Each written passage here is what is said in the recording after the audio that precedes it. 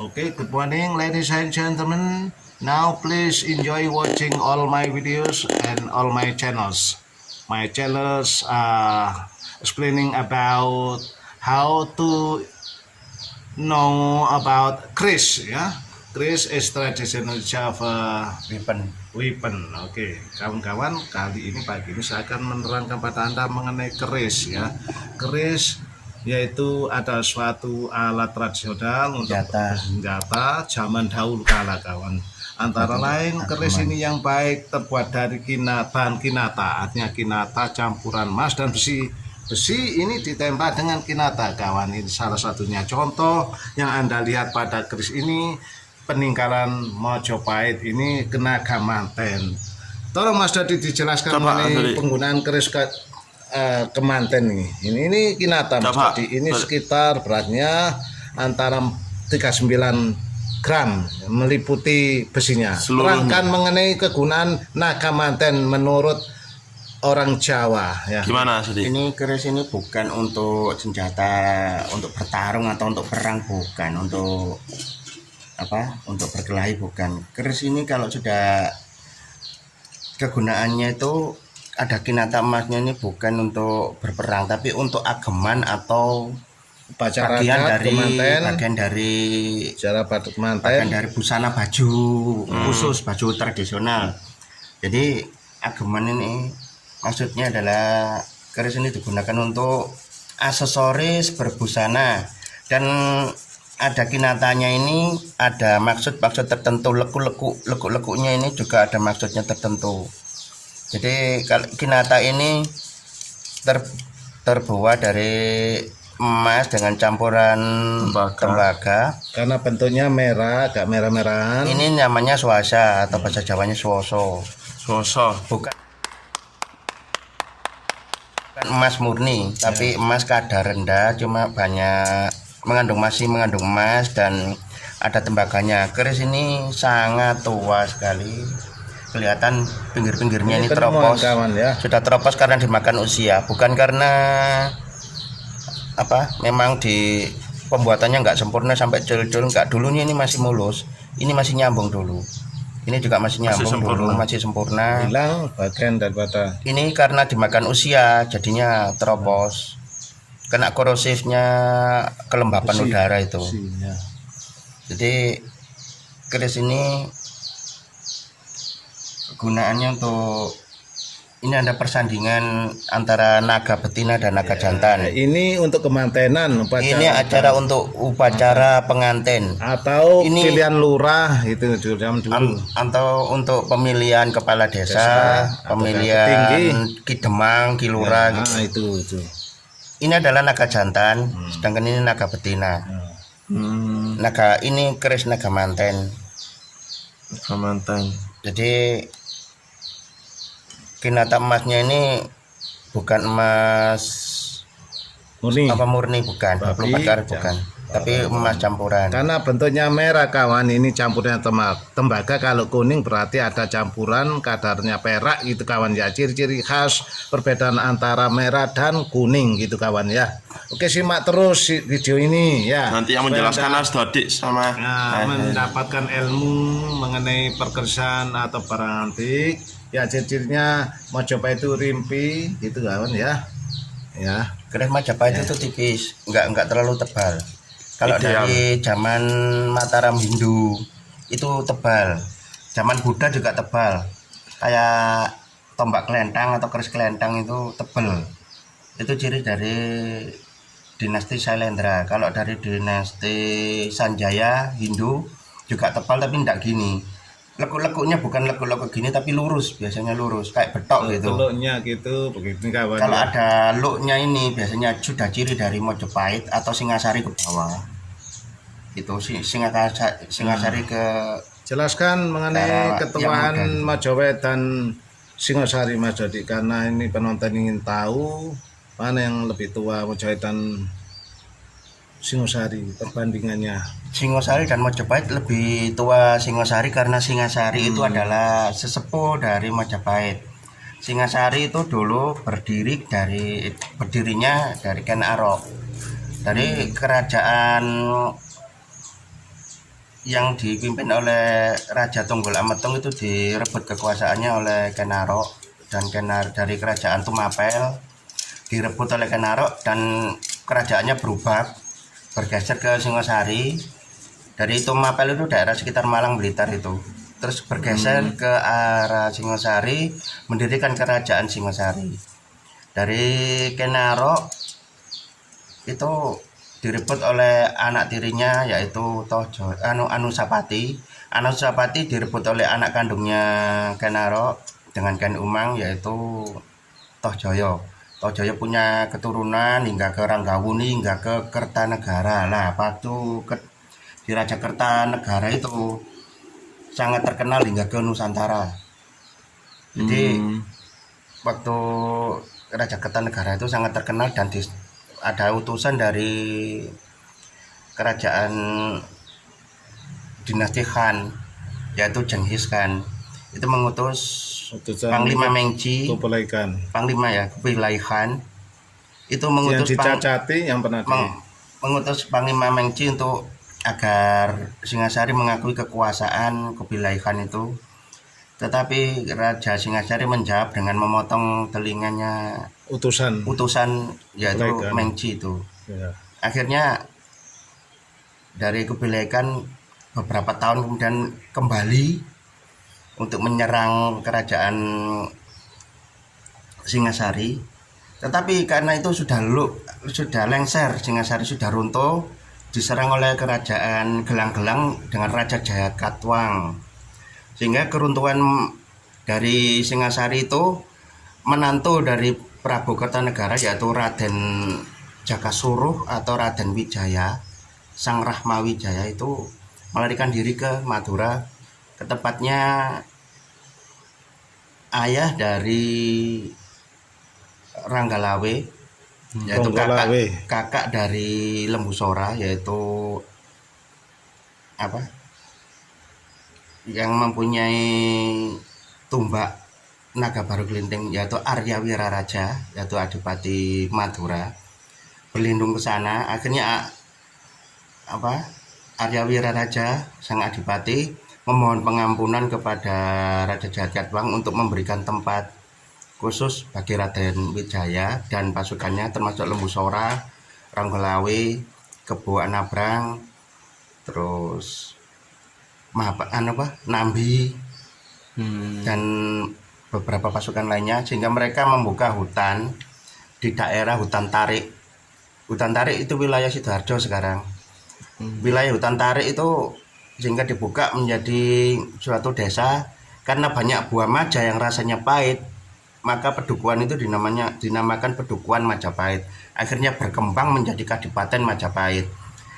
Pada saat Panglima Cengho datang ke sini untuk menyerbu Singasari sudah runtuh.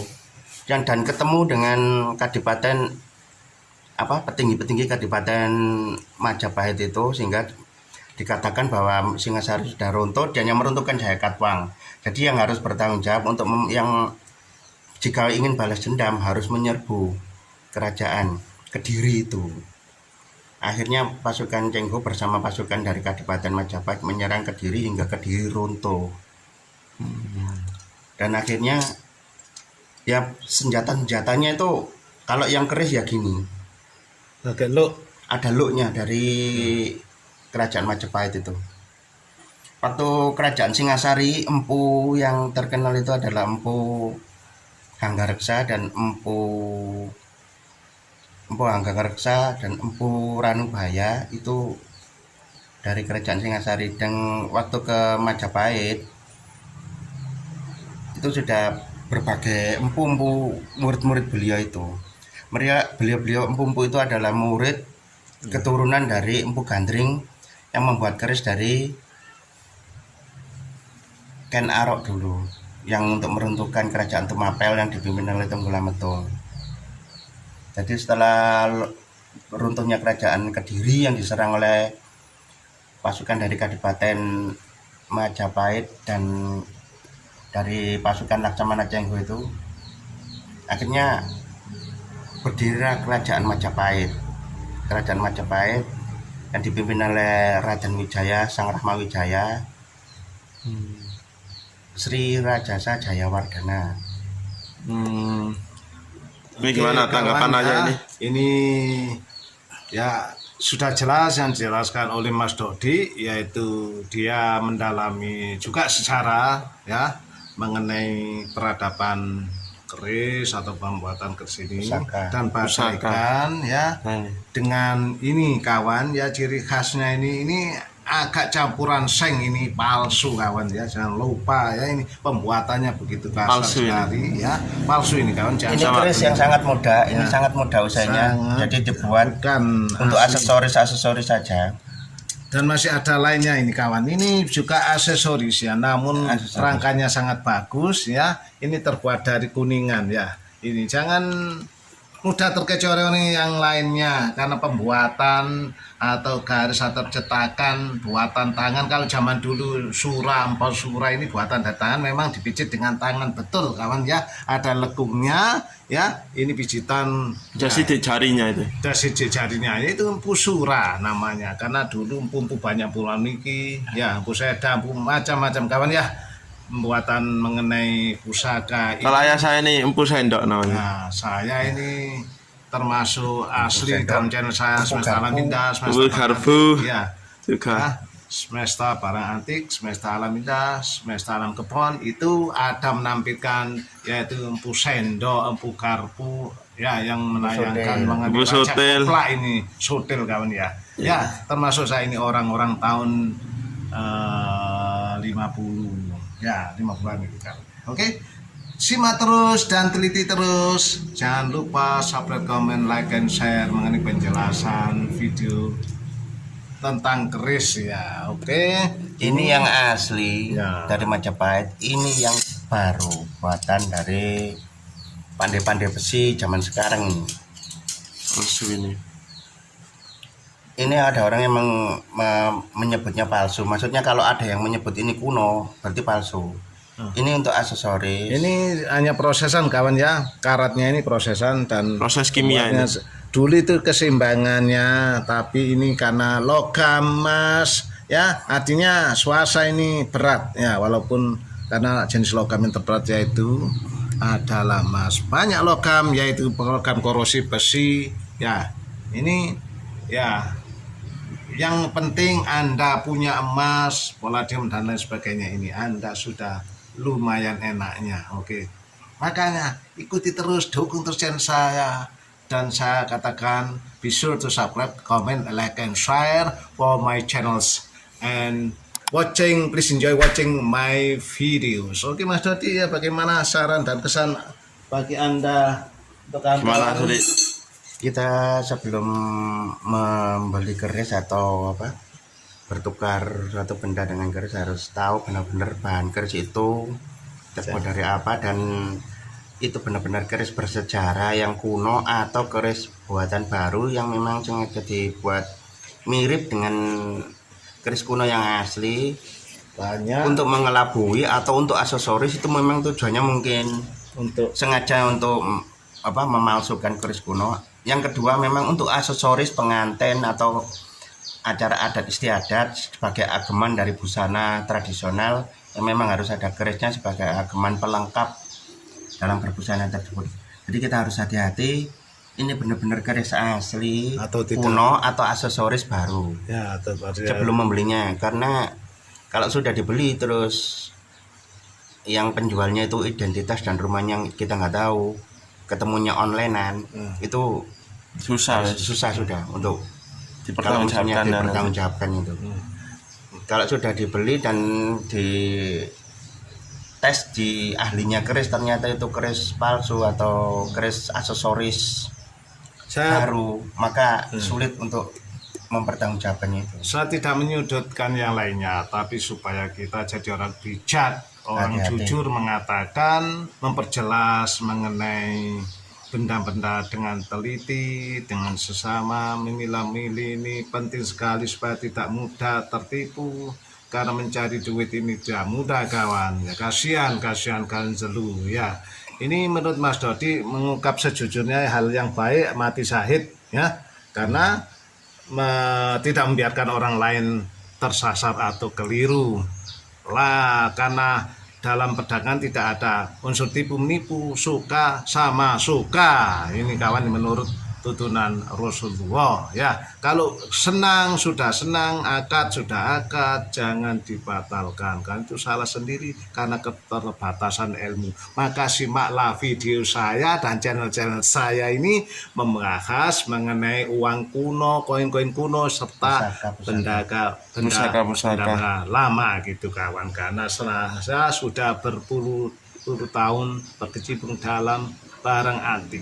Oke, Mas Dodi, bagaimana menurut Anda ini saran yang baik atau tidak ini? Kalau orang mengatakan senang tidak itu hal biasa dalam kehidupan, yang penting kita menegakkan kebenaran dan Kalau kebaikan. dalam jual beli itu jangan menyebutkan ini asli kuno, ini asli kuno, jangan gitu. Nanti kalau benar-benar itu bukan asli kuno ternyata baru, maka akadnya ini sebenarnya nggak sah, karena bilangnya itu keris kuno tetapi ternyata baru, itu akadnya jadi nggak sah. Jadi menurut agama nggak sah, itu ada unsur penipuan di situ. Tetapi kalau saya jual barang seperti ini, nggak tahu ini baru apa enggak, orangnya suka dibeli, ya udah, itu memang kan kita nggak nyebut kuno atau keris Majapahit atau gimana. Pokoknya saya jual barangnya seperti ini, orang yang suka dibeli, itu sah. Jadi bedanya seperti itu. Jadi tergantung dari akadnya. Akadnya itu menyebutnya apa gitu. Jadi terima kasih untuk melihat channel ini. Kita bukan untuk membongkar gosip-gosip atau Hoak itu. hoak-hoak, itu bukan gitu. Kita cuma meluruskan niat aja dalam jual beli, akadnya jual beli itu. Jadi bukan untuk menyudutkan yang lainnya, tapi meluruskan supaya kebenaran tetap ada di dunia, supaya jauh dari kerusakan. Karena dengan kerusakan ini akhirnya ada pertengkaran, penipuan dan lain sebagainya. Makanya kita kalau ingin hidup yang lama, kita harus berbuat semaksimal mungkin kebaikan. Itu kawan ya, jangan Dan saling kejujuran. merugikan. Oke kawan ya, saya kira cukup. I think so far for my explanation and Mr. Dodi explanation. Jangan lupa asli. Go. Oke.